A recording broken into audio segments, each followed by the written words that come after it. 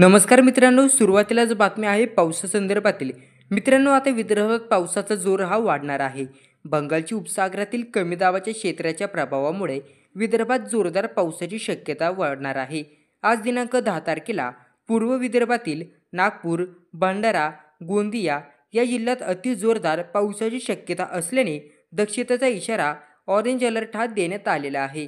तर कोकण घाटमाथ्यावर तुरळक ठिकाणी जोरदार पावसाचा इशारा हवामान विभागाने दिलेला आहे. त्यामुळे या जिल्ह्यांना येलो अलर्ट हा देण्यात आलेला आहे.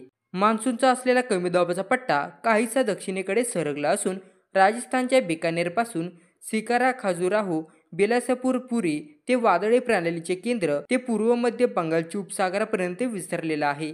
उत्तर कर्नाटक ते केरळपर्यंत किनारपट्टीला समांतर हवेचा कमी दाबाचा पट्टा निवळलेला आहे. राज्यात कमाल तापमान चढ उतार कायम असून सोमवारी 10 तारखेला सकाळपर्यंतच्या 24 तासात नागपूर येथे उच्चांकी 33 डिग्री अंश तापमानाची नोंद झाली आहे. तर आज दिनांक 10 तारखेला विदर्भातील नागपूर, भंडारा, गोंदिया जिल्ह्यात अतिजोरदार पावसाची शक्यता असल्याने दक्षतेचा इशारा आहे.